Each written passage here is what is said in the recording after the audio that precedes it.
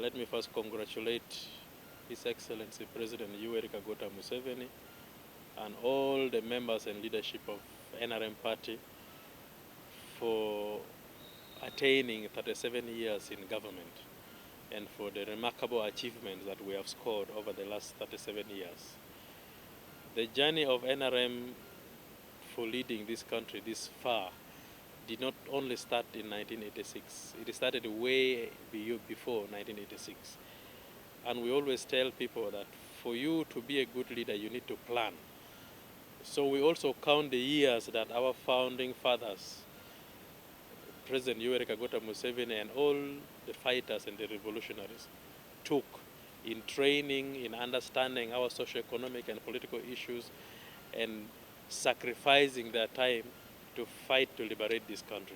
All those years we can count as part of the sacrifice that built the foundation for the 37 years that we celebrate. Indeed, as you all know, Uganda was a failed state before 1986 because of the many challenges that we went through, the dictatorship, the failed governance, everything was a failed, the insecurity, the extrajudicial killing by the state, and so on and so forth. By the time NRM government came, it started from the foundation of creating a failed state to become something. And that was how the constitution was made. The population started coming from exile. Most of the population of Uganda were in exile because of the previous government. And so people started coming from exile. We started building our human resource. We started attracting foreign investment. We started stabilizing the country in the areas of peace and security. Of course, you might have read that quite a number of years we spent in stabilizing northern Uganda, stabilizing part of eastern Uganda, and fighting cattle rustling in Karamoja, and stabilizing part of central Uganda. So all these were years that we count as achievements of the party, and it has helped us to attain what we have got today as a country. Building a country is not something small. It is not just like a wishful thinking. It takes a lot of patience, it takes a lot of dedication, and it takes a lot of commitment. And so we congratulate the leadership of NRM for building Uganda, building the economy, and building the state to where we have got and where we have reached. Uganda now stands among the most developing countries in the world. Last year there was a discussion that we are already hitting the middle income status. It doesn't come from anywhere else, it comes from commitment.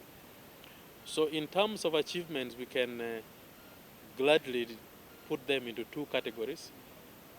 The main infrastructural national projects that we have achieved over the years, among which is peace and security, because that is one of the main achievement of the NRM.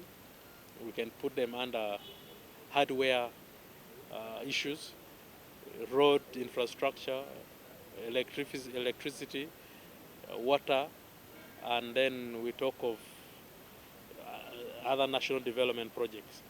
Then on the other side, we look at the social programs that help to promote income, household income, and then fight poverty. Because all this put together, we have seen the youth projects that are being initiated and funded by government. We have seen the Women Fund that is being given out.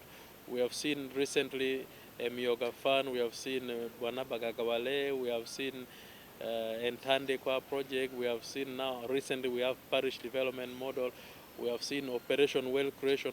All these social programs are to improve household income. And indeed, because of this, we have been able to fight subsistent production from 68% to a level of about 37% over the years. And then we are still going to improve further.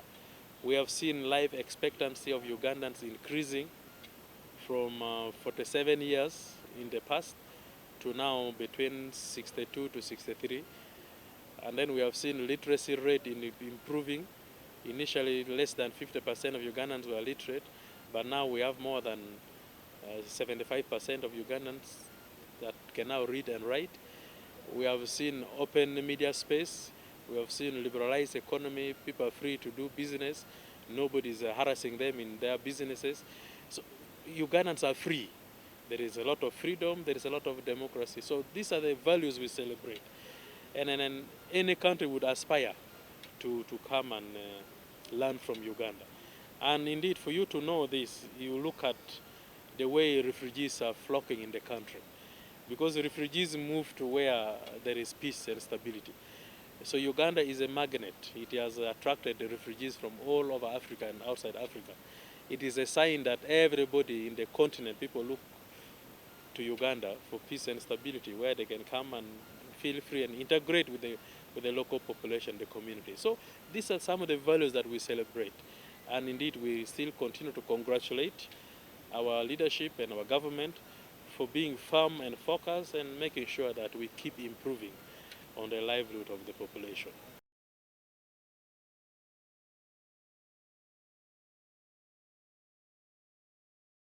Of course, there are, I wouldn't call them challenges, I would call them contradictions.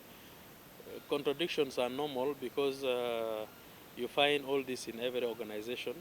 The first in the system is that we see structural contradictions between the party and government because when we form government, when we contest and win a government as a party, we share a governance platform with the civil servants who by constitution are not supposed to be political in nature. Some of them don't quite understand our policies and programs, and because of that, they sort of luggishly implement our programs and policies.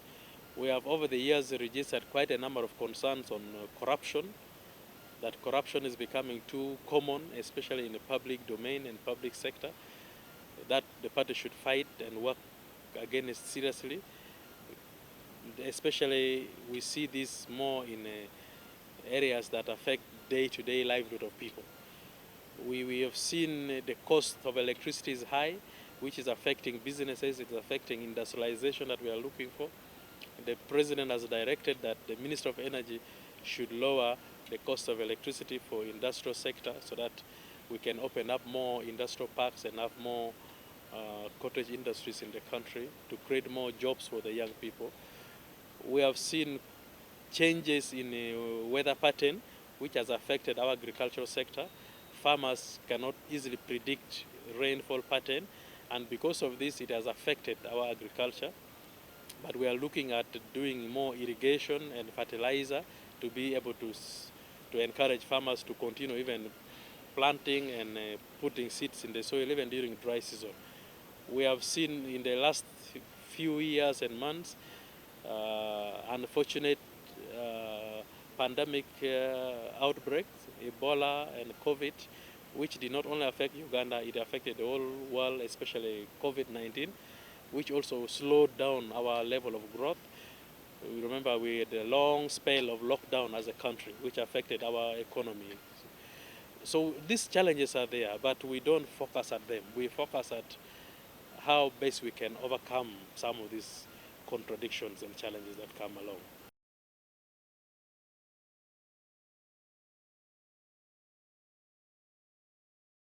My general message is that the future is very bright, and for those who may not be able to see, they may not see it. The future is very bright under the leadership of President Yoweri Museveni and the government of NRM. We are continuing to dispense governance which is uniform for everybody because we don't segregate in governance issues.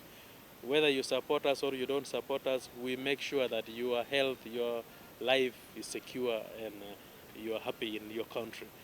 So that level of tolerance, that level of mutual understanding with those who don't believe in us has enabled Uganda to grow and then has enabled us to nurture our democracy to where it has reached.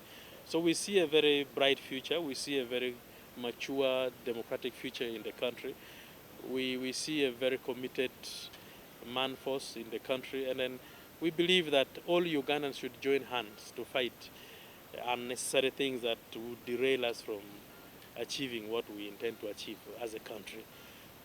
we should look up to every neighbor that we have. Make sure that anybody around you, anybody in your neighborhood, anybody in your vicinity is happy, is healthy, the children are going to school, the community roads, you have to condition your government, and especially local governments, to do your community roads, and make sure that you take charge of your area and make sure you live a happy life. So it's a responsibility for everybody. It is not just like the people should not just sit and wait for government to do everything. There is something that the people should be able to do for themselves. The government will do what it should do, but the people are also supposed to do what they are supposed to do, because development is a partnership. You have to partner with the government to be able to develop.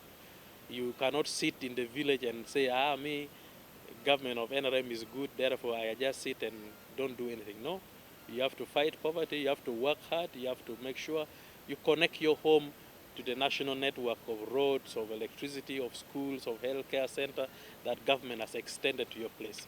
That is how you will develop as an individual.